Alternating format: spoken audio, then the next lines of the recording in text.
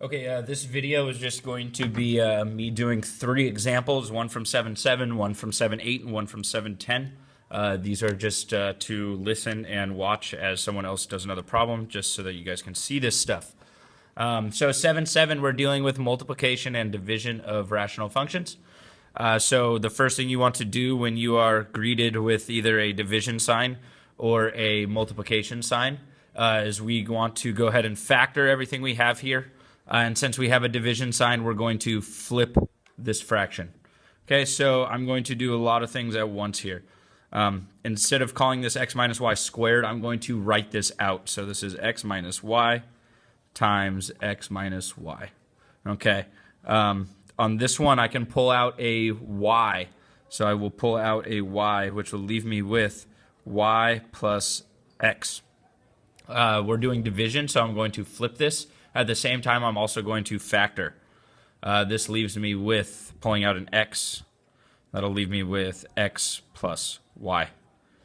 Right here, I have difference of squares. It's coming at us a little different. We're used to seeing x minus y.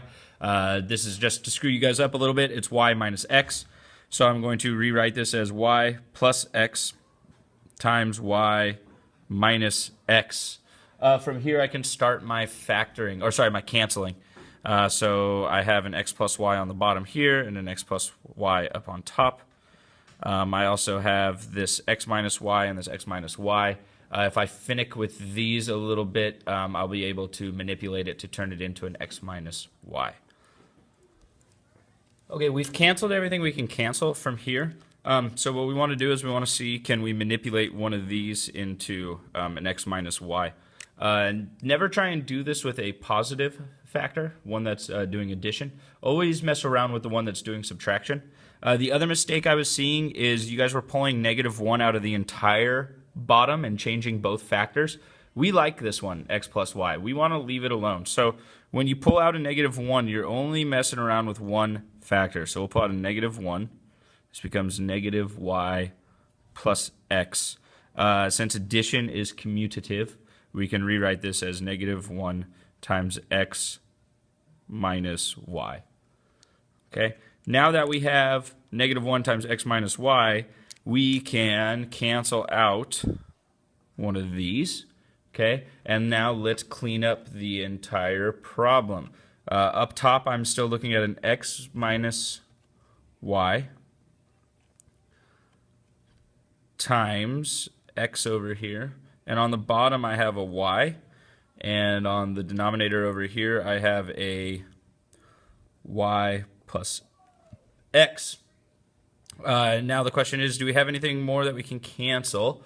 And it's not looking like we do, so we can actually just do the multiplication straight across. So this will be x times x minus y all over y times y plus x. Okay, and this will be our final answer. Okay, so that was practice of division. Let's go ahead and do another one.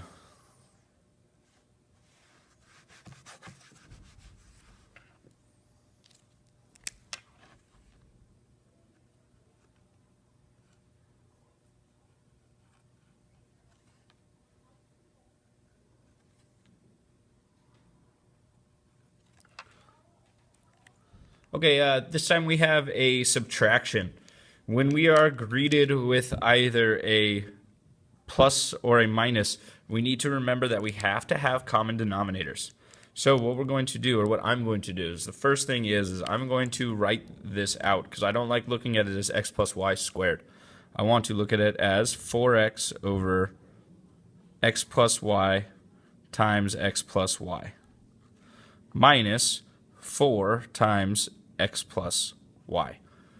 Okay, now if I look at this denominator compared to this denominator, this one is missing a x plus y. So what I'm going to do is I'm going to multiply by a fancy version of 1. I'm going to call this version of 1 x plus y over x plus y.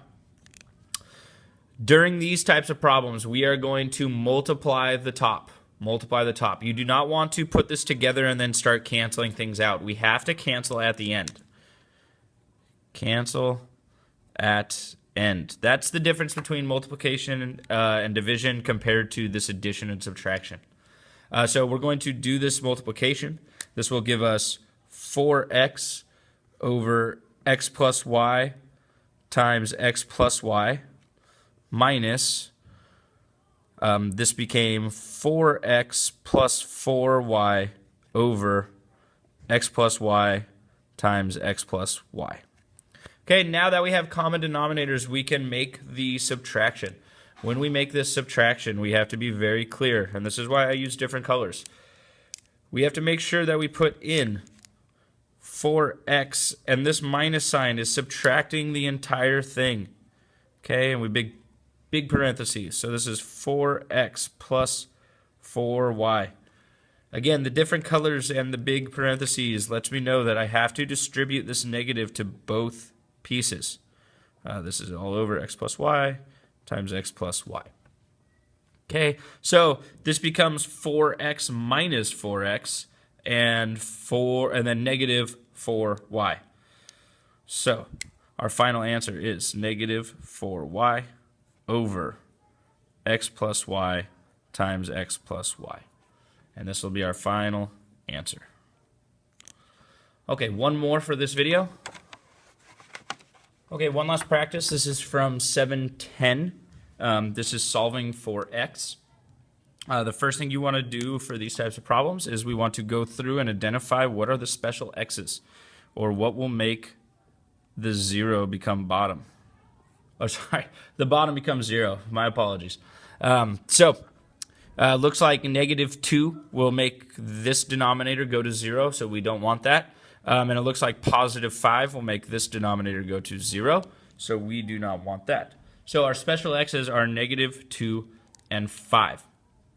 The next thing we want to do is we want to clear the denominators, okay? We want to solve for x, and it's very difficult to do so when these denominators have x in it.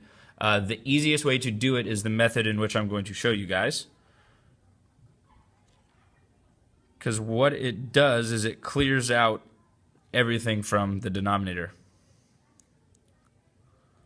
So to get rid of the denominator, we are going to multiply both sides by whatever's in the denominator. So we'll do x minus 5 times x plus 2. However, this is algebra, so if we do this on one side of the equation, we got to do it on the other side of the equation.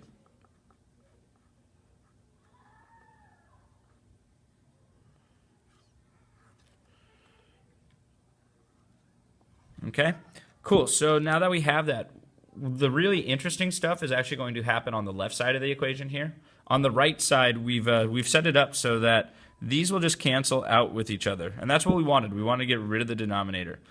What's cool over here is that we're looking at clearing each denominator. So you have x minus 5 and x plus 2 times x over x plus 2. Okay, what happens here is that these will disappear or cancel out, and now you're left with x minus 5 times x. What's cool about the other side, okay, is you have x minus 5 times x plus 2 times 7 over x minus 5.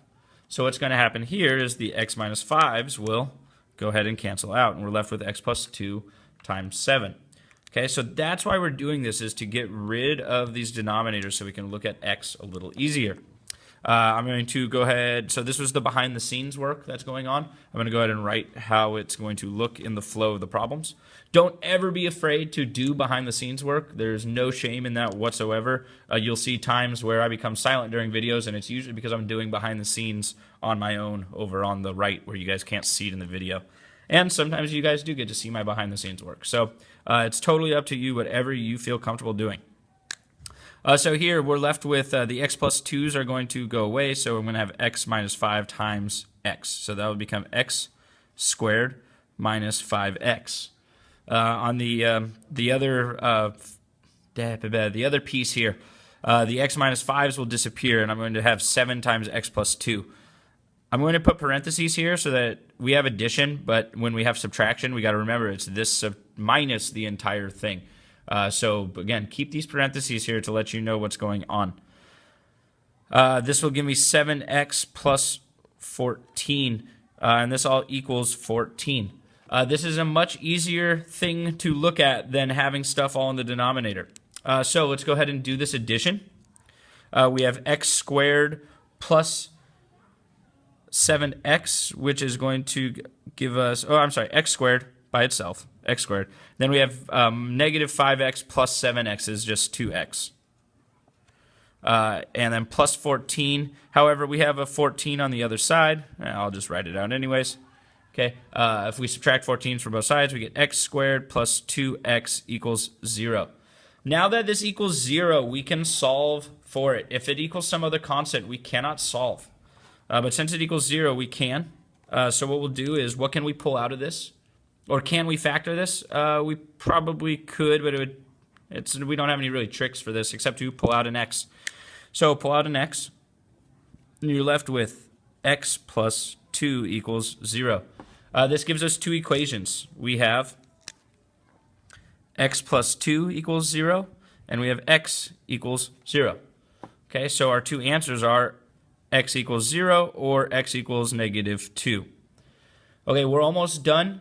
We have two answers here, but we need to check to make sure that none of these answers were in our special x's, which they are. So negative 2 cannot work because it's a special x that screws up the entire problem from the get-go. So we're going to go through and we're going to take it out, and we're going to say the only answer we have is x equals 0. I hope these additional videos helped. Let me know if you have any questions or comments.